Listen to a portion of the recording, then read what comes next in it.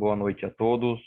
Agora, de forma oficial, gostaria de, mais uma vez, agradecer a presença do mestre Manuel Serapião, ex-árbitro FIFA, que retorna ao nosso projeto de aprendizagem Sérgio Corrêa, turma Marta Magalhães. E, mais uma vez, teremos a certeza que será uma noite memorável a todos os participantes. Algumas vezes, coisas ruins acontecem em nossas vidas para nos colocar na direção das melhores coisas que poderíamos viver.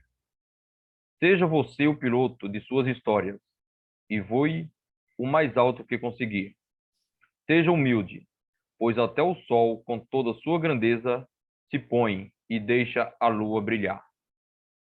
Professor Serapião, boa noite e seja bem-vindo mais uma vez. Boa noite, Naildo. Um prazer grande estar aqui de volta com vocês. Agora, não como integrante da estrutura de arbitragem da CBF, por isso que nós solicitamos que você corrigisse, porque a ideia do instrutor se relaciona com a vinculação a alguma entidade e nós não poderíamos permitir que houvesse esse mal-entendido. Por isso que você me reclassificou como um ex-árbitro FIFA, e aí isso aí ninguém pode tirar. Nós estamos aqui com um prazer muito grande, reitero, e com uma responsabilidade maior ainda por conta da pessoa que dá o nome ao seu projeto de aprendizagem de arbitragem, Sérgio Corrêa da Silva, e também a profissional que dá nome à turma, que é a estimadíssima Marta Magalhães, que, ao lado de Sérgio, tem serviços relevantíssimos prestados ao futebol brasileiro e que não se apagarão, ainda que daqui a século, depois que nós passarmos desta fase terrena. Tá certo? Então, eu vou pedir a você, Naildo, permissão para fazer algumas abordagens de ordem histórica, por ser necessário que as pessoas se situem no mundo real e que tenham certeza de que o ontem é o que constrói o amanhã. Sem o pôr do sol a que você há pouco se referiu, não há o dia seguinte. Sem se saber, se valorizar o invento da roda, não é possível conhecer nos detalhes os caminhos do progresso. Então, essa abordagem que a gente quer fazer é que, apesar de eu, Sérgio, doutora Marta, Coronel Marinho, Monção, Almir, a Érica, o Cerdeira, não sei se falho algum nome, o Reit, não estarmos mais fazendo parte da estrutura da arbitragem da CBF, mas nós estamos comprometidos com a arbitragem brasileira e, por isso, emocionalmente vinculados e torcendo para que as coisas transcorram com normalidade e com acerto. Que haja sucesso, porque nós que conhecemos os árbitros do Brasil, e eles são os destinatários de todas as atividades, de todos os projetos, eles que são os responsáveis, eles que sofrem as dificuldades em campo, são eles que nos dão a resposta devida, são eles que fazem o futebol se movimentar. Então, nós que conhecemos esse grupo de árbitros do Brasil, nós temos que torcer por eles, tanto pelo futebol como pelas pessoas, porque convivemos com eles e temos certeza de que, no Brasil, nós temos um grupo de árbitros capaz, íntegro e que objetiva fazer o melhor trabalho. Falham? Falham, sim, sem dúvida. Mas o que nós queremos dizer ao lado de tudo isso é que o VAR está aí. E Sérgio, Coronel Marinho, nós, Marta, Alício, que continua na estrutura, o Juliano, que continua na estrutura, Monção, Almir, a Érica, Cerdeira, todas as pessoas que estavam na estrutura da CBF construíram o que hoje está aí, saindo do zero. Nós fizemos a base, nós construímos toda a estrutura. O trabalho que foi desenvolvido é um trabalho que hoje pode ser tocado por alguém que conheça, mas que já está herdando toda a base, toda a estrutura, inclusive com o treinamento dos árbitros, dos operadores, as dificuldades gigantescas que nós enfrentamos no começo não podem ser desconsideradas a partir desse momento, porque nós deixamos a estrutura de arbitragem da CBF. Não, a história sair, o que fizemos está registrado, está consolidado, nós edificamos a casa. Agora a decoração é mais fácil. Já tem o abrigo, já tem a proteção contra a chuva, contra o sol, contra o frio. Obter um calor, obter um sucesso, embelezar, é uma tarefa importante, mas que é mais facilitada porque tudo estava pronto e tudo foi deixado pronto para a nova estrutura da arbitragem da CBF. Daí porque nenhuma menção se revela ética, se revela leal, nenhuma menção negativa ou de deficiência. Não, os erros vão continuar acontecendo, são próprios do ser humano, é impossível acertar sempre. Nós temos orgulho, inclusive, de dizer que treinamos todos os que estão hoje na estrutura da arbitragem da CBF, ajudamos os instrutores ainda com conhecimentos embrionários da própria Conmebol, ajudamos todos eles a evoluírem e evoluímos juntos, e aprendemos juntos com eles. A grande prova de que o nosso trabalho foi bem feito é que o VAR é uma realidade, é recepcionado por todo o mundo do futebol, e o trabalho feito pela CBF é considerado pela FIFA como modelo e serve de paradigma para toda a atuação que a FIFA desenvolve. Tanto é assim que Sérgio Corrêa acabou de retornar da Venezuela, onde pôde levar sua experiência ao lado dos integrantes da FIFA, superando, quem sabe, até aspectos de ordem política, porque a técnica de quem é responsável não pode ser contaminada pela política. Então, a estrutura que a CBF tem e que pode ser aperfeiçoada, sim, não pode ser desconsiderada. Não adianta mudar o nome dos programas, como nós tínhamos o programa de atualização contínua da arbitragem brasileira, de aperfeiçoamento contínuo da arbitragem brasileira, que funcionava com todos os pilares. Não adianta mudar o nome e dizer que agora as coisas vão acontecer. É talvez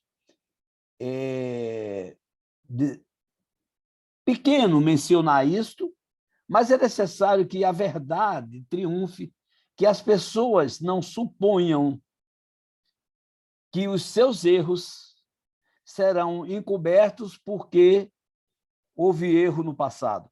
Não, os meus erros são da minha decorrente da minha capacidade, da minha forma de agir, do perfil que eu dou para a minha administração. Aí está a base dos meus erros. E também a base dos meus acertos, a base da minha derrocada, a base da minha vitória. De modo que a ética não possibilita, em absoluto, que a gente olhe para trás e diga: antes de mim o dilúvio, daqui para frente o sol vai brilhar, não vai haver chuva, senão a primaveril para florir os campos. Não é assim que a vida é construída, e a ingratidão é talvez a mais nefasta, o mais nefasto dos sentimentos que um ser humano pode ter. Esta colocação inicial foi para dizer que tocar o barco agora é fácil. Nós construímos o barco, quiçá fizemos a regação para o rio vir, botamos o barco, começamos a pilotar e depois passamos o bastão para outro. É uma nova fase, uma nova administração da CBF, que não pode apagar o que foi feito, que não tira o mérito de quem fez a edificação. O novo grupo, que, aliás, remanescem os membros como o Alício Pena Júnior, que conosco fez parte, embora menos, da caminhada do VAR, porque Alício se ocupava das designações com muito mais afinco. O Juliano Bozano, que era o diretor da Escola Nacional de Arbitragem, responsável, por via de consequência, institucionalmente, ao lado dos instrutores que trabalhavam com ele, sob sua liderança, por tocar as instruções e tudo mais. De modo que, se coisas erradas havia, isso toca a todos nós, e não toca apenas a quem saiu. Por isso que é preciso ter cuidado para que as coisas não saiam do campo da ética, do respeito, e as coisas não caminhem para macular o passado, porque a lei de Murphy não vai permitir que isso aconteça. Quem faz o mal recebe. E o mundo do futebol, o mundo da arbitragem, sabe do nosso trabalho no VAR, e isso é que é o bastante. Ok? Essa parte inicial, a gente vai agora, Naildo, fazer um trabalho um pouco diferente, porque a gente não precisa falar mais do protocolo VAR. Todos já dominam, todos já sabem os seus limites de atuação. Então, nós vamos enfrentar algumas sistemáticas de trabalho, de como a coisa se vivencia, para o aperfeiçoamento de todo o processo, que não vai se dar da noite para o dia e nem vai se esgotar, porque quanto mais se aperfeiçoa uma atividade, mais o desafio e novas necessidades surgirão. Então, o VAR é uma realidade, traz, apesar dos tropeços, porque é um processo novo, apesar dos erros, porque às vezes a gente falha na capacidade, o VAR traz e trouxe e tem trazido para o futebol um resultado extraordinariamente positivo, trazendo mais ética, trazendo mais justiça para o futebol. E este era o nosso grande objetivo quando concebemos o nosso projeto, que foi o projeto recepcionado e que está sendo aplicado hoje no mundo. Foi o projeto da CBF, quando o Sérgio Corrêa era o presidente da comissão, o doutor Marco Polo Del Nero era o presidente da CBF, nós fizemos o projeto, e o projeto nosso é o que está aí, com um simples detalhe de modificação: o monitor no campo, que é talvez o grande causador de toda a polêmica, porque se o VAR fosse exclusivamente para lances absolutamente óbvios, claros, indiscutíveis, assim como, por exemplo, hoje o VAR diz ao árbitro: o jogador está impedido, anule o gol, desmarque o pênalti. O jogador Maradona fez o gol com a mão, não tem o que interpretar ali. Thierry Henry colocou a mão na bola, dominou e passou para o seu companheiro fazer o gol. Não tem o que interpretar. E sem o monitor, nós não teríamos as celeumas que temos hoje. E o monitor cria um grande problema, que, inclusive, nós lutávamos muito e que continua criando um problema filosófico. Nós queremos só o erro claro, óbvio, como está no protocolo, ou nós queremos a decisão mais justa? Enquanto não houver uma definição muito grande e nós não temos percebido essa definição, dado a inconstância e as possíveis situações vulneráveis que nós temos vivenciado, enquanto não houver essa clara definição, enquanto não for dito ao mundo. Aliás, nós tivemos a oportunidade de dizer, logo no começo, que a FIFA cometeu um grande equívoco, não dizendo quais eram os efetivos limites do VAR, com demonstração de vídeos e tudo mais. E hoje nós continuamos com essa grande dificuldade, talvez até uma dificuldade maior do que o vivenciado em nosso tempo, talvez por um choque de comando que nós não sabemos se efetivamente a coisa está sendo bem dirigida adequadamente. O fato é que o governo novo promete tudo, mas é preciso saber se o que foi feito pelo governo anterior não era adequado. Estão aí as obras do Rio São Francisco, sendo concluídas por um governo novo, iniciadas por um governo antigo. Se o governo novo não desse continuidade, o povo nordestino continuaria passando seca. Ok? Então, gente, vamos lá, algumas técnicas de checagem. Algumas técnicas de checagem. Bom, o impedimento. Há um possível impedimento. É marcado um pênalti, ou há um lance de possível pênalti, ou é marcado um gol.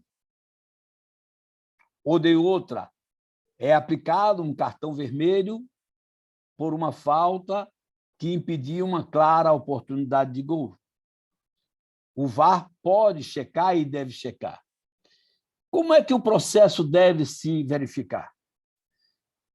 Nós brigávamos muito, insistíamos muito e treinávamos muito.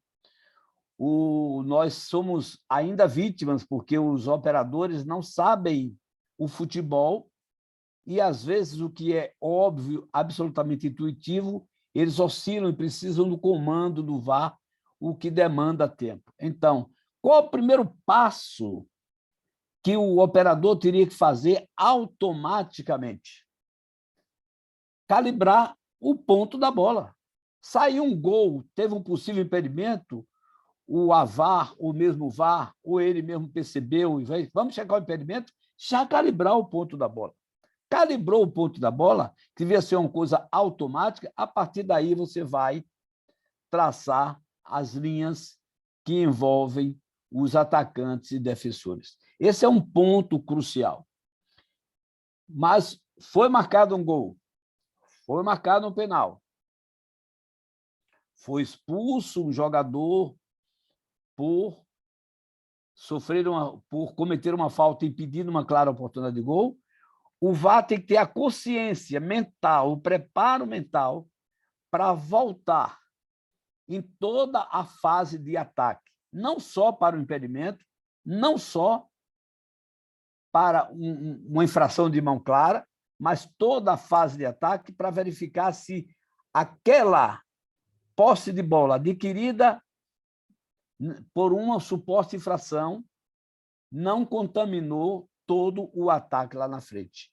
Então, o VAR tem que ter a consciência e o operador tem que também saber isso, para já voltar toda a filmagem e começar a correr desde a fase de ataque até o seu final. É lógico que, se você tem um possível impedimento e uma possível infração de ataque, você prioriza o impedimento, porque é uma situação fática que não vai depender de interpretação.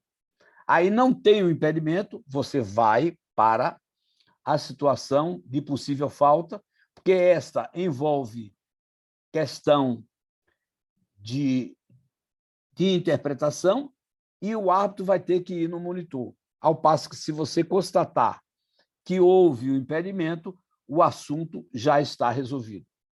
Mas é preciso ter cuidado nesse particular. Nós não podemos, num lance de suposto penal, antes de checar se efetivamente houve o penal, porque se o VAR detecta que não houve o penal e concorda com a decisão de campo, ele não tem que voltar para o impedimento. Porque surgem ideias de que volta para o impedimento e a dúvida sobre se foi penal ou não foi penal. Se houver impedimento, já marca o impedimento. Não, isto não pode acontecer, porque o protocolo não pode ser ferido. Se não há um penal, se não há um gol, se não há uma expulsão por clara oportunidade de gol, em que o VAR concorde que o árbitro errou, ou então concorde que o árbitro acertou na sua decisão e está fazendo o lance. Se não há essa situação, ele não pode resolver um possível penal marcando impedimento, porque senão ele está atuando em lugar do assistente, marcando o impedimento, quando não houve o penal. Então, o pressuposto para se marcar o impedimento, o VAR entende que há um penal claríssimo, mas há um impedimento. Aí ele vai dizer ao árbitro: houve o penal, mas marca o impedimento, porque não adianta o árbitro ir fazer análise, confirmar o penal, perder tempo, para depois marcar o impedimento. É preciso ter esse cuidado, porque a gente ouve gente grande sugerindo: não, testa logo o impedimento e resolve a situação.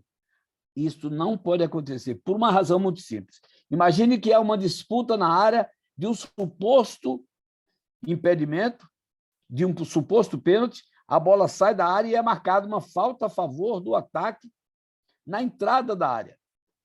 Se o VAR volta para cá e diz: olha, tem um impedimento aqui que o campo não deu, não fez delay, e o pênalti não se verificou, e reinicia o jogo com impedimento, está prejudicando aquela equipe, porque o correto era, se o campo errou, não teve pênalti, o VAR não interfere, vai ser a falta na entrada da área, vai ser o escanteio, vai ser o lateral a favor do ataque. Quando há o delay, a situação é outra, porque o que é o delay? O delay é a marcação do impedimento pelo assistente com um retardamento, porque havia uma possibilidade de marcação de gol. Então, essa estratégia é fundamental. Calibra-se a bola e traçam-se as linhas. Falar em calibragem, é bom que a gente noticie vocês de que a filmagem que nós dispomos hoje, que a tecnologia dispõe, é constituída de fotos sucessivas, e entre uma foto e outra há um pequeníssimo hiato, um micro hiato. Então, se a regra diz que o momento do toque na bola, do jogador que faz o passe, é que deve ser considerado, se o pé do jogador estiver a 1 milímetro da bola, se o VAR puder observar isso, não pode ser esse momento o momento da calibragem, mas sim o momento em que já há o contato. E como há esse intervalozinho entre uma foto e outra, pode ser que a bola já... Se organizar rapidinho. Pode ser que a bola aparente que já saiu do pé do jogador, mas este é o sistema, é a tecnologia que nós temos. E isso não contamina a posição dos jogadores lá. Primeiro, porque é um micro tempo de 1 segundo. E não é possível que os jogadores alternem sua posição só por causa desse micro tempo do frame da filmagem. Mas, se ainda assim houver, nós não saberemos se quem se adiantou foi o atacante ou se quem voltou para o campo de ataque para deixar o jogador impedido foi o defensor. Então, nós não teremos.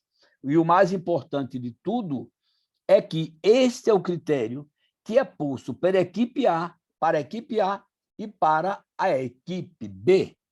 Por via de consequência, o princípio da equidade, o princípio da igualdade está preservado. Então, o frame da filmagem não é problema, não descaracteriza a correção e a justeza do procedimento do VAR.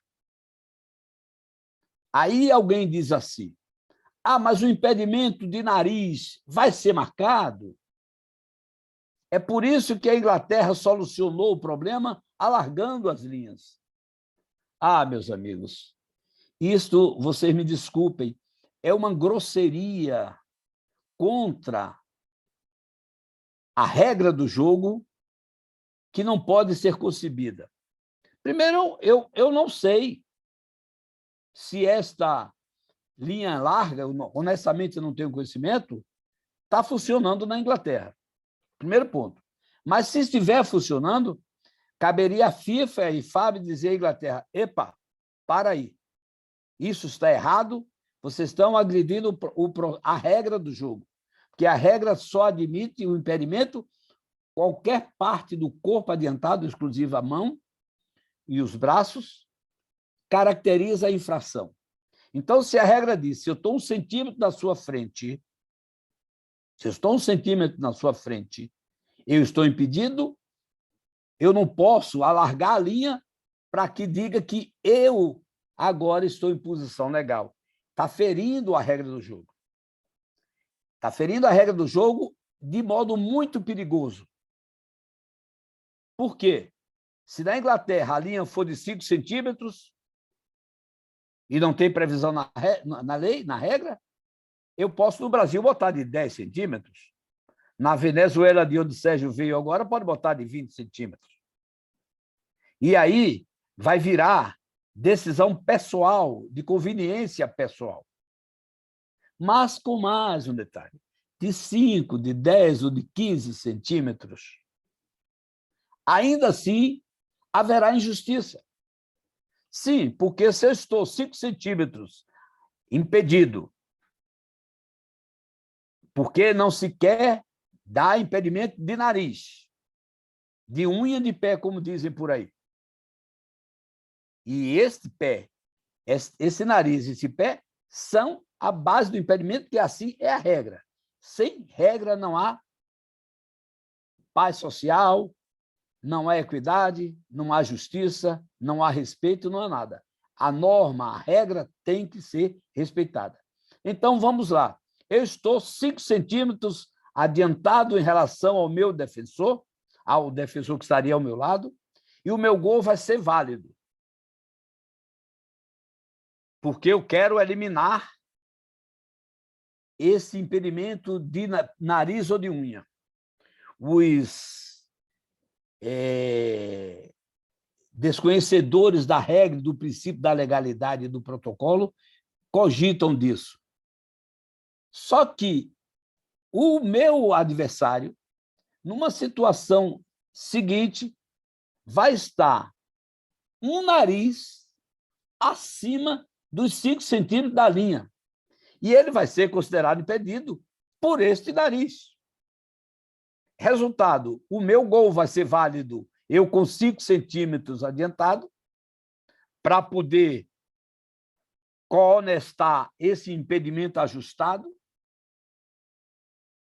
A questão do impedimento ajustado é dificuldade para o assistente. É difícil ver. Mas, se você tem tecnologia, a arbitragem mudou. Você tem exatidão, vai ter que ser exatidão. Porque eu tenho uma tecnologia que me dá exatidão e eu vou agora aumentar para 5 centímetros. Mas voltando, o de 5 centímetros o gol vai ser válido e o de 5 centímetros e um nariz não vai ser válido. Resultado, o nariz que eu queria excluir volta a prevalecer aqui e vai ser impedimento. Então, é um raciocínio que não faz nenhum sentido. Isso está fora da realidade do VAR. A realidade é a regra, está adiantado, quanto a regra não estabeleceu. E não poderia estabelecer.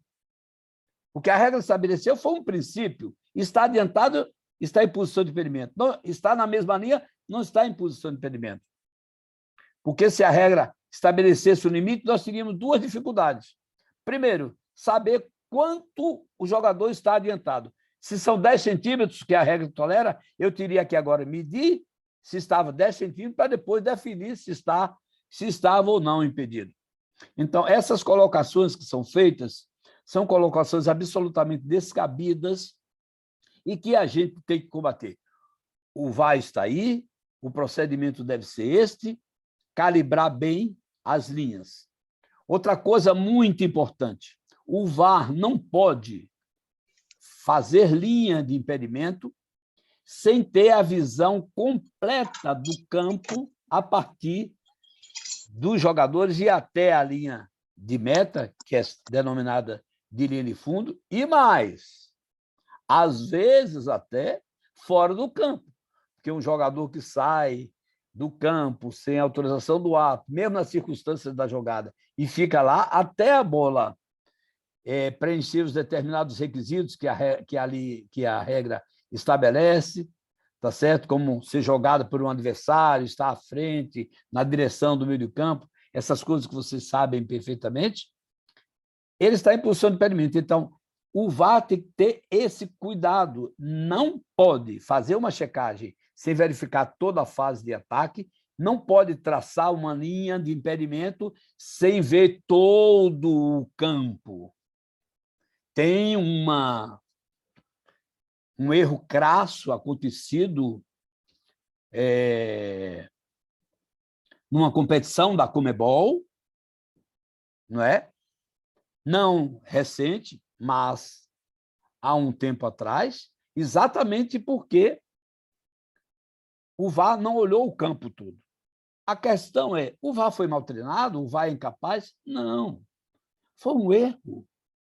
É o que acontece quando você está checando um penal de dúvida, de grande elemento de interpretação, e aí você se concentra tanto naquilo que pode esquecer a fase de ataque, pode esquecer de um possível impedimento, como aconteceu recentemente no Brasil. Mas o que não pode, se você seguir essas diretrizes que vêm com a linha desde a linha de meta até o ponto dos jogadores mais próximos da linha de meta, vendo o campo todo, depois que você viu o campo todo, aproximou, são esses dois jogadores aqui? Sim, são esses dois aqui. Ou não sei se são esses dois ou esses três, porque o atacante é apenas um que interferiu, a não ser que haja interferência no adversário para um outro fazer. Aí você tem que ver dois momentos. Mas vamos lá. Você verificou, é esse que está aqui? Sim. Aí eu vou traçar a linha de acordo com como a regra estabelece e, a partir daí, você vai concentrar a sua visão naqueles dois jogadores, mas eles têm que estar selecionados antes com uma visão ampla para evitar este equívoco. Esses elementos, essa sistemática básica para você fazer a checagem é fundamental. Outra coisa muito importante que está relacionado com a regra do jogo e que no Brasil eu me sinto um pouco entristecido é que no meio de campo, seja de atacante, seja de defensor, na intermediária, não há mais bola na mão.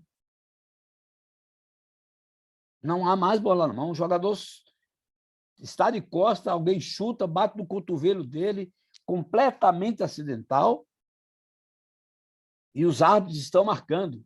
Isso nós precisamos corrigir. Nós precisamos corrigir neste ponto para dar mais dinâmica ao jogo. E porque é perigosíssimo, muito perigoso. Imagine que o árbitro veja um lance de bola na mão, numa clara oportunidade de gol, apita. Está na intermediária, apita. Vai surgir uma clara oportunidade de gol e o árbitro apita e mata o ataque. E no outro lance, ele não vê a possível bola na mão e a equipe vai lá e faz o gol. O VAR checa e vai dizer, olha, o gol deve ser confirmado, porque houve um toque, mas foi claramente acidental. E o árbitro pode ser convidado a vir fazer uma revisão. E, ao fazer a revisão, verificando que é claramente acidental, ele não pode anular o gol. Se o gol não foi feito pelo próprio jogador e imediatamente foi na fase de ataque, ele não pode anular o gol. E como fica a marcação anterior dele de uma bola na mão, acidental, e agora frente ao vídeo, porque ele não pode anular, ele vai ter uma evidência de que foi bola na mão. Como fica o equilíbrio da partida? Então, nós precisamos evoluir nesse aspecto da mão, esse aspecto de técnica de arbitragem, sobretudo, porque a regra mudou e a gente não está atentando para a regra. A regra mudou com sugestão nossa, com redação nossa, embora tenha uma parte que não tenha sido recepcionada, e eu falo a vocês já qual foi a parte. O que é futebol? Os braços são a locomotiva, o equilíbrio, a sombrinha do jogador, que lhe dá mais velocidade, que lhe dá equilíbrio, que lhe dá impulso. Então, quando o jogador está correndo para jogar futebol, os seus braços têm que estar se movimentando. Então, o que a regra diz? Se os braços não estiverem compatíveis com o movimento para jogar, ou seja, numa situação antinatural, aí o jogador estará assumindo o risco de que a bola toque em seu braço, não tomou o devido cuidado quando ele estiver, sobretudo, fazendo um bloqueio, e, neste caso, ele deve ser punido. Mas se ele está disputando a bola, está com o braço na posição natural, não é possível dissociar o movimento que ele teve só porque o braço está aberto. Não, isso era da regra. Isso era da regra até 20, depois alterou. Alterou, 20, 21, alterou. O braço acima do ombro, braço de apoio, isso não existe mais. Lógico, nós podemos tomar isso como um elemento de interpretação, mas não como a base da decisão. Alguém que está caindo tem que botar o braço na frente para evitar o impacto do seu rosto. Então, isso é uma posição natural própria do movimento. E falar em cair, é bom dizer que uma coisa é cair, outra coisa é impulsionar o corpo, né? Num carrinho. Quando você impulsiona o corpo para fazer um bloqueio de uma bola, você está praticando uma ação que não está disputando uma ação de bloqueio e que aí você deve ter cuidado com os seus braços. É uma outra situação, porque você não precisava dos seus braços necessariamente para praticar aquela ação que foi feita com pensamento, planejada. E, quando é planejada, você vai para a questão da interpretação. E quando eu disse a vocês sobre esse aspecto da mão, que eu disse daqui a pouco eu digo a vocês, estou agora voltando ao assunto, para dizer o seguinte, nossa sugestão foi, o movimento é compatível com a forma de jogar? A bola tocou, é acidental. E isso é que respeita a essência do futebol. Por isso que, porque o futebol não aceita um gol de mão mesmo acidental, ou nem de mão acidental, nem com imediatamente feita pelo próprio jogador de mão acidental, é que a regra criou a possibilidade de você anular o gol. mas o atacante não é punido. Entretanto, nossa sugestão foi, tanto assim como a regra não aceita um gol de mão, ou um jogador que faça um gol tendo ajeitado a bola com sua mão, mesmo acidentalmente, tendo se beneficiado do toque na bola, da bola em seu braço, mesmo acidentalmente, o defensor que, mesmo acidentalmente, impede um gol, tem que ser punido. É o princípio do equilíbrio. Se o atacante não pode fazer um gol, o defensor não pode impedir um gol. Lógico, intuitivo. Agora, se o atacante não é punido, o defensor também não pode ser punido, porque a punição é somente tática para não dar prejuízo à outra equipe. Ia fazer o gol, a bola bateu no braço, marca-se o pênalti. Mas o jogador não pode ser punido. Entretanto, a interpretação que está prevalecendo,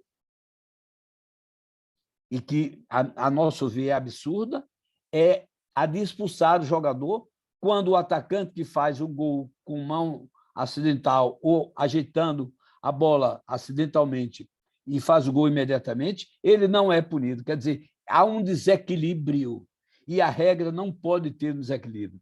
É por isso que essa questão da linha, da largura, do impedimento, não pode haver absolutamente no futebol. O futebol tem que ser justo. O que controla, meus amigos, dois fatores extraordinários dão vida à vida humana, ao convívio social: a confiança e a lógica. A confiança é porque a gente confia no ser humano. A gente vai na padaria, compra o pão e come. A gente está na rua, vê um garoto vendendo bala feito pela mãe dele, a gente compra bala e chupa. Por quê? Confia no ser humano. A confiança é a base de tudo. E a outra é a lógica. Eu estou agora falando e os senhores estão ouvindo. É a lógica, é o sistema de se fazer uma palestra, de fazer um bate-papo. Então, a lógica é que sustenta tudo. Não é possível você não punir disciplinarmente o atacante e punir disciplinarmente o defensor pela mesma natureza de infração, ou seja, um toque acidental. É coisa que não desce no mundo da lógica, não desce para quem quer respeitar a essência da vida, que é ética no futebol. Ok? A gente pode abordar também a questão da ordem da checagem. A checagem natural vem do último lance para o anterior. Tem uma jogada na área possível penal, tem outra jogada possível penal, tem uma terceira jogada possível penal. O árbitro não marcou nenhum, a bola saiu, você está fazendo a checagem. Você vai checar qual lance? Óbvio que o último. Porque checou o último, os demais estão prejudicados. É penal? É. Vou convidar para a revisão. Lógico, isso tem que ter uma cautela, né? Porque enquanto você está conversando com o árbitro, ele está vindo, você já pode adotar a estratégia de, além de selecionar as melhores imagens, você também já mandar alguém verificar no outro monitor, se for possível, o outro lance, porque se o árbitro não concordar com aquele, você volta para o anterior. Mas o VAR já esgota, porque o pressuposto, minha gente, é de que quando o VAR convida o árbitro, não é para lhe dar uma segunda oportunidade, é para corrigir o seu erro. Por isso que o VAR é treinado e é um árbitro que conhece a regra tanto quanto o árbitro de campo. Seja porque ele não viu o lance, seja porque interpretou mal, porque o lance é rápido. Então, o VAR tem a certeza de que, por exemplo, nós temos, vale a pena até tocar nessa incongruência da diretriz, porque as situações de fato não precisam de revisão. Então, a bola bate no peito do jogador e o árbitro marca pênalti, e o VAR observa, bateu no peito, não tinha por que ter revisão. Não faz sentido, a gente todo dia grita porque está demorando, está retardando, está interrompendo o jogo, e nós estamos criando uma revisão que o árbitro não tem alternativa a não ser desmarcar o penal. A não ser desmarcar o penal. A bola bateu no peito do jogador, ele não tem alternativa. O VAR vai mostrar para ele, vem cá fazer a revisão para fazer a mesma coisa que ele faz quando o árbitro de vídeo diz: a bola saiu, anula o gol. O jogador estava impedido, anula o gol. A bola bateu no peito, qual o sentido de fazer revisão?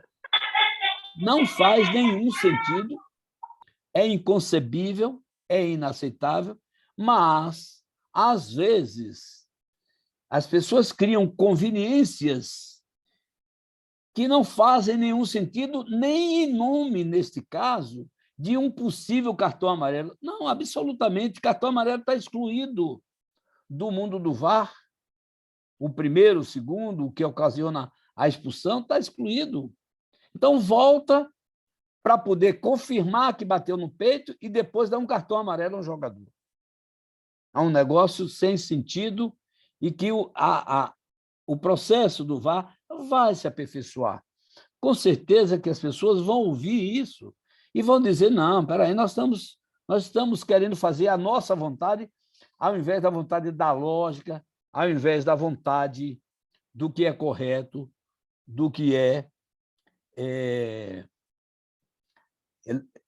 essencial e que respeita o mundo do futebol. Ok? Solução para tudo nós não temos.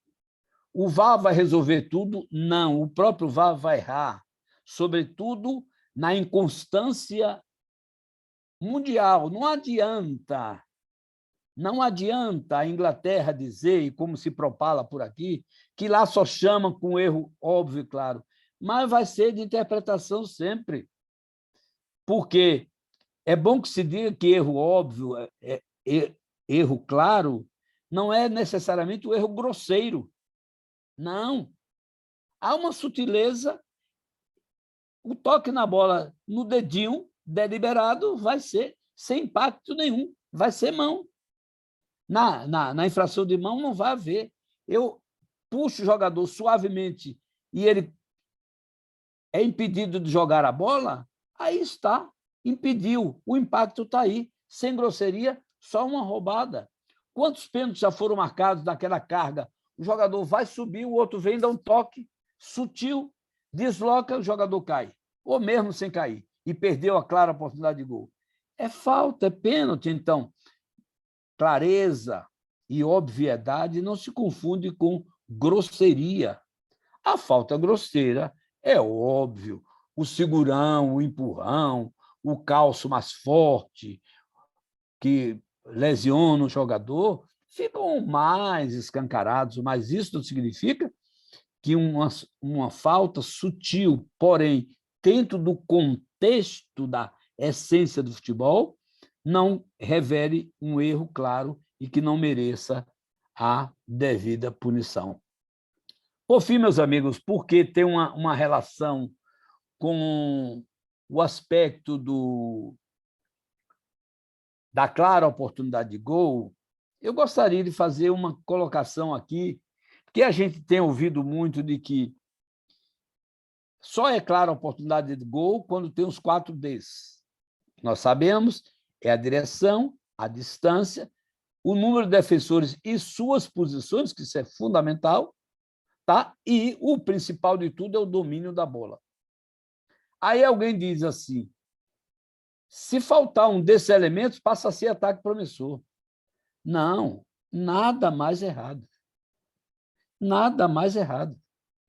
Se você não tem um dos 4 desses, você não tem nada. Absolutamente nada. A diferença entre o ataque promissor e a clara oportunidade de gol é o tamanho do D.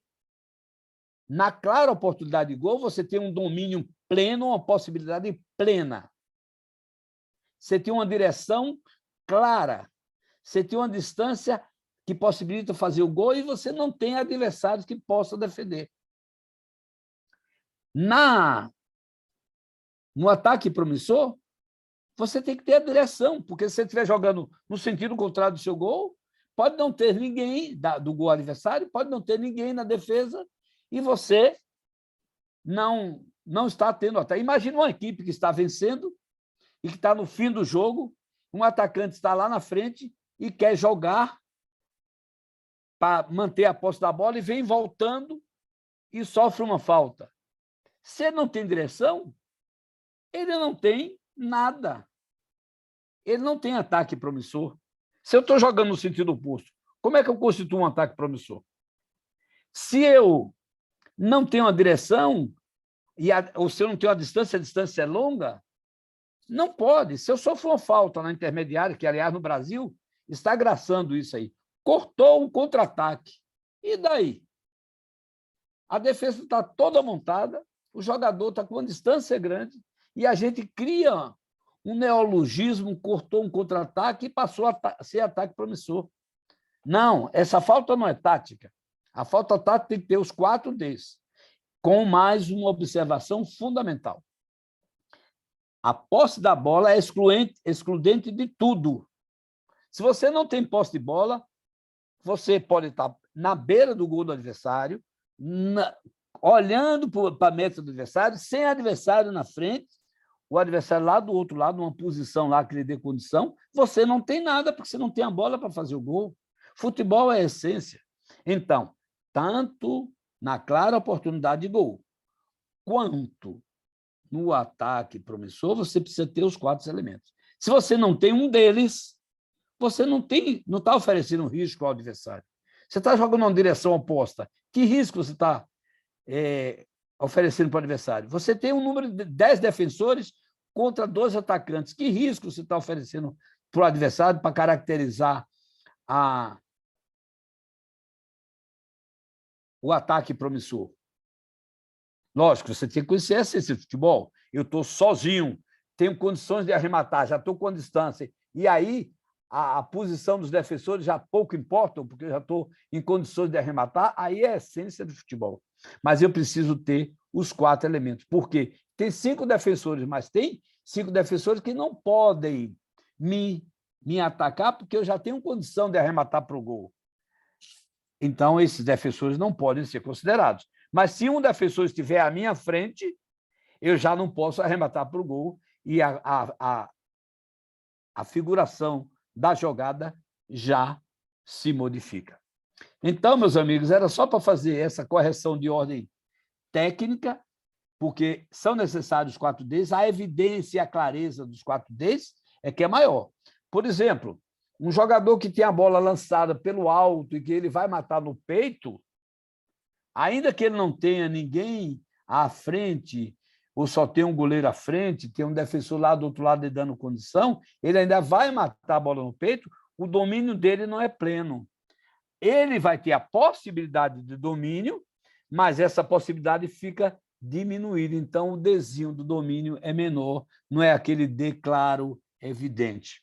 Isso são elucubrações que a gente faz para tentar dar uma roupagem técnica mais aprofundada e para que a gente evolua, para que a gente cresça, porque nós temos que ter base para tomar todas as decisões. Então, meu amigo Naildo, as abordagens que eu queria fazer eram estas, ratificando o aspecto do antes de mim o dilúvio e depois do dilúvio, que é antiético e que não traduz a verdade, tá? Até porque alguns instrutores da Conmebol foram treinados por nós, por mim, por Sérgio Corrêa, pela estrutura da arbitragem da CBF, na época do Coronel Marinho. Então, todos nós trabalhamos juntos e evoluímos juntos. A questão é que, às vezes, as pessoas não ouvem quem tem o direito de decidir por uma questão institucional, o regime é presidencialista, é o presidente da comissão que decide, às vezes ele não ouve, tem sua convicção e toma a decisão. E isso pode gerar uma certa inconsistência, porque o bom mesmo é decidir com uma base técnica, ouvindo um colegiado. É a mesma coisa que o VAR, conversando com o AVAR sobre se é claro, tem dúvida, interfere, não interfere, nas situações de interpretação, é preciso fazer um trabalho em equipe e ouvir. Não com insegurança, mas com firmeza para poder o processo evoluir. Vamos ser otimistas, vamos torcer para que a atual estrutura de arbitragem da CBF produza bons frutos, aperfeiçoe o trabalho, ultrapasse essa fase de transição, né? Aquiete o espírito e consiga efetivamente, porque qualidade tem, até porque nós não podemos negar a qualidade de todos eles, porque se eles foram treinados por nós, tem que ter qualidade. Todos os integrantes têm que ter qualidade. Precisa ter cuidado, inclusive, do aspecto de que estão lá o Alício, está lá o Juliano, está lá o Camelo, não é? Que faz a parte física extraordinariamente, e agora o Ítalo também está lá. Eu, Sérgio, Coronel Marinho, Cerdeira, Almir, está lá o Micael ainda, a Érica Kraus, o Moção e o Reit. Não sei se eu esqueci de alguém, se eu esqueci de alguém que saiu da CBF, e nós cumprimos nosso ciclo, saímos com ética, vamos reivindicar nossos direitos, obviamente, porque isso é uma questão de cidadania. Obrigado, Anaildo. Eu estou à disposição de vocês. Antes de continuarmos, professor Serapião, gostaria de registrar a presença em nossa sala até pouco tempo do mestre Sérgio Correia, nosso paraninfo, e também da lenda do futsal nacional e internacional, o professor Daniel Pomeroy, está com a gente em sala. Um abraço para ambos. Pomeroy, um forte abraço para você. Eu, aliás, no futsal, tive a oportunidade de fazer alguns ajustes do nosso livro de regra para dar uma linguagem mais coerente. Foi, talvez, nosso último trabalho que exigiu um aprofundamento muito grande, reuniões e mais reuniões, horas e mais horas de trabalho, ao lado do Brechani e da Renata Leite.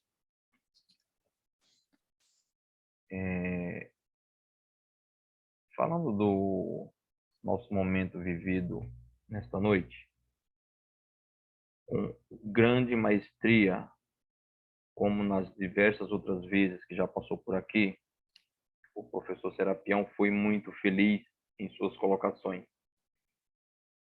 E estamos todos nós torcendo pelo sucesso da arbitragem nacional e por aqueles que estão no comando. O professor Serapião, ele sempre quando vem à nossa casa, ao nosso projeto, sempre nos traz algo muito importante. E hoje não foi diferente. Quando às vezes nós temos dúvidas, meninos e meninas, quando nós estamos vendo um jogo na TV ou até mesmo no estádio, e às vezes bate aquela dúvida o porquê daquela decisão, daquele protocolo que foi seguido. Muitas vezes fica para nós algumas dúvidas. E hoje eu tenho certeza que essas dúvidas foram sanadas. Ter momentos assim com o professor Serapião é muito gratificante, porque nós sabemos da qualidade dele, do trabalho que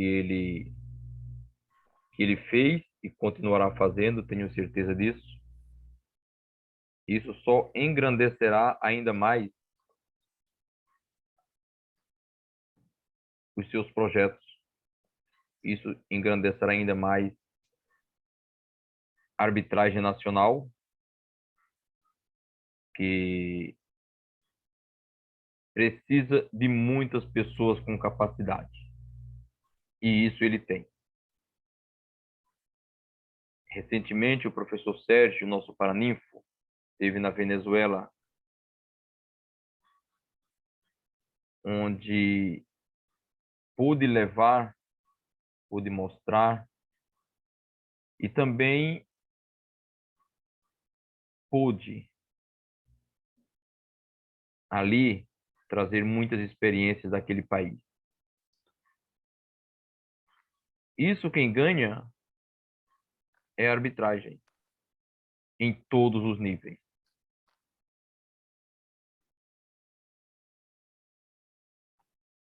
O professor Serapião, ele sempre nos traz aqueles pontos cruciais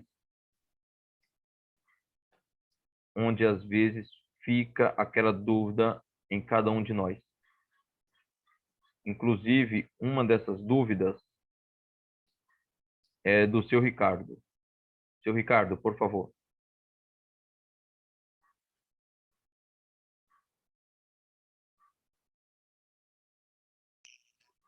Está me escutando?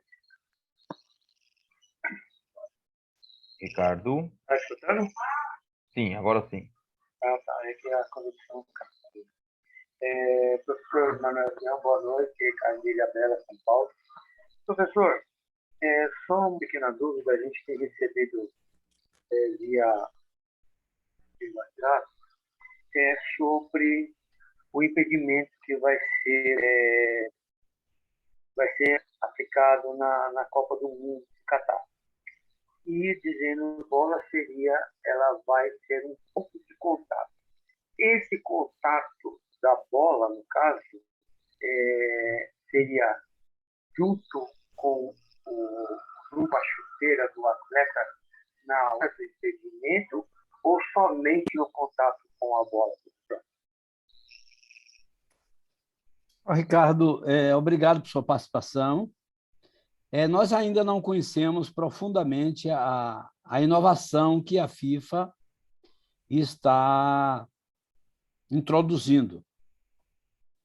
Parece-me que a bola vai ter um chip e que, no momento que houver o ponto de contato, já acusa automaticamente. Eu acho que esse aspecto talvez nem traga diferença para o que nós vivenciamos hoje, porque eu acho que o ponto de contato já é captado pelo operador. Vai haver mais precisão? Vai. Se você tem tecnologia, porque todo processo, como eu disse inicialmente, evolui. Se você tem tecnologia para detectar com mais precisão, para evitar que se especule que teria havido isso ou aquilo, não, mas, inclusive, não se pode especular porque a imagem vai para o ar, não é? Público e as partes interessadas tomam conhecimento. Então, nós ainda não sabemos, mas se houver essa evolução do contato do chip com a chuteira, a bola, no momento que está viajando sem contato, não acusa nada. No momento que há um contato, ela deve acusar na cabine, e aí o VAR vai ter mais facilidade para checar esse momento do passe, que seria a calibragem. E lá na frente, no corpo dos jogadores, parece que vai haver também. Eu não sei como isso será possível, porque você pode estar com uma ponta da cabeça, as costas, a nádega, a região glútea adiantada. Não sei se você vai vestir o jogador com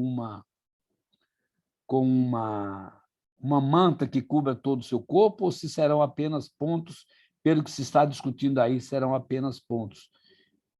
Vai facilitar, sim, vai dar mais elementos, mas é preciso ter cuidado para você considerar um ponto que, de repente, pode estar atrás de uma parte da região do corpo que está mais adiantada e gerar nisso aí um equívoco. Então, nós precisamos ter muita cautela nisso aí, precisamos ver como é que a coisa vai ser feita. Por certo que a FIFA tem técnicos que vão tomar todas as cautelas para aperfeiçoar o processo. É uma questão de aperfeiçoamento, sabe, Ricardo? Obrigado por sua participação. Espero que tenha satisfeito sua indagação, que também ainda é a minha.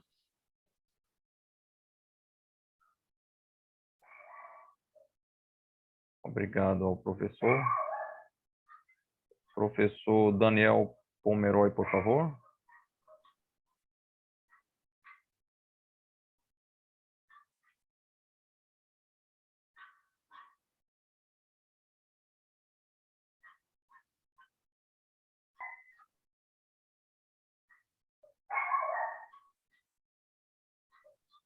O seu microfone está fechado, professor.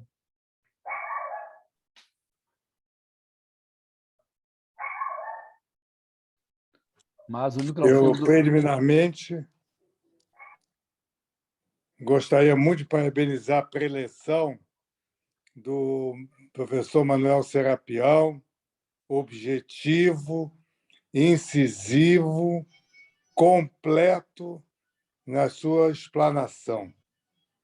Eu acho que muitos de nós temos uma visão, mas é importante sempre ter a visão de quem trabalhou efetivamente no projeto de implantação.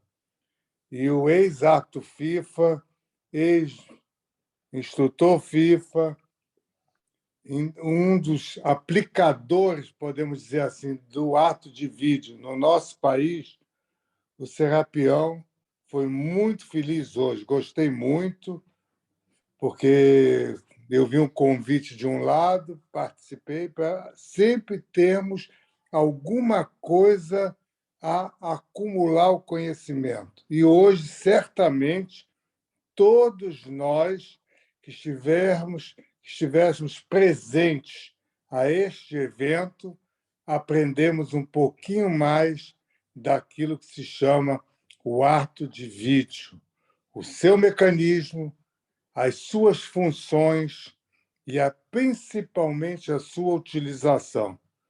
Eu gostaria, Noílio, de parabenizar você, de parabenizar os homenageados nessa turma e a excelente palestra feita pelo Manuel Serapião, que teve o dom da palavra sobre esse assunto tão discutido, tão execrado no momento atual do futebol. Parabéns a todos. Professor Pomeroy, ouvir isso de você é um motivo de grande regozijo. Muito obrigado por sua gentileza, por sua benevolência. A justiça te agradece, você sabe disso. Muito obrigado. E o futebol de salão, principalmente, lhe deve muito, porque são décadas de dedicação integral e de referência como o ícone do nosso futebol de salão. Eu que fui também árbitro de futebol de salão, joguei futebol de salão. 1992, Hong Kong. Isso, fiz o Mundial de 92, Hong Kong, então também tive ensinamentos lá naquela época de sua pleiade, e muito bom ouvir isso, é muito regozijante. Muito obrigado por sua bondade. Nada, não é bondade, não, é a veracidade dos fatos, do que eu observei durante todo o tempo, o seu empenho sempre em divulgar o mecanismo de função do software, da utilização, e esperemos que as pessoas, como você foi muito hábil nas palavras, as pessoas que estejam habilitadas a utilizar o mecanismo do software também conheçam as leis do jogo. Isso é importante, porque aí formará uma equipe fortíssima. A pessoa que utiliza o aparelho, o ato de vídeo, o ato assistente de vídeo 1, 2, inclusive com uma possível participação também efetiva do observador do VAR, Serapião. Essa é a nossa torcida para que dê tudo certo.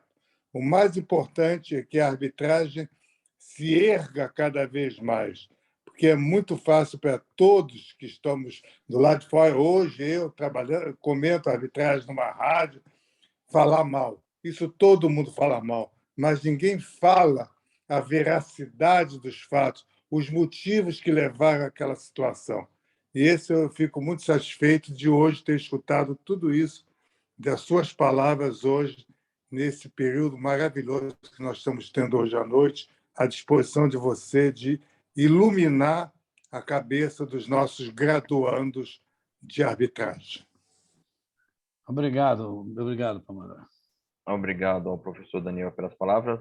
Antes de nós finalizarmos, gostaria de registrar também a presença em nossa sala do professor Antônio Nunes, instrutor do quadro nacional, lá do estado do Piauí. Seja bem-vindo, professor Nunes. Está sempre com a gente em nossa casa. Gratidão sempre. Professor Serapião, em nome de todos os meninos e meninas que fazem parte do projeto Sérgio Correia e Turma Marta Magalhães, gostaríamos de agradecer mais uma vez pela presença e poder passar para a gente todas essas informações e dizer ao senhor que nós, que fazemos parte da Associação Esportiva do Litoral, somos eternamente gratos ao senhor. E as portas da nossa empresa, da nossa associação, estará sempre de portas abertas ao senhor. Ok, Naildo, muito obrigado. Vocês podem contar comigo também, a qualquer momento, e eu ratificar o que eu tenho dito, é que o futebol amador tem mais brilho porque é dedicação apenas ao futebol e não há interesse, o que é muito natural, não é? Interesses financeiros. Há o amor puro pelo futebol. E, para mim, isso tem uma grande valia e tem que ser destacado. Muito obrigado a todos, uma boa noite, descansem e estamos à disposição sempre, Naildo. Me abrace a toda a diretoria, meu amigo Douglas e todos vocês aí. Tudo de bom para todos. Obrigado a todos. Peço que, por gentileza, abram seus microfones para podermos encerrar mais um momento com uma salva de palmas, por favor.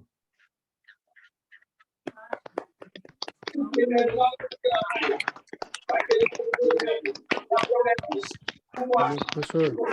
Obrigado a todos. Obrigado, Boa noite. Até a próxima, se Deus quiser. Boa noite. Boa noite a todos.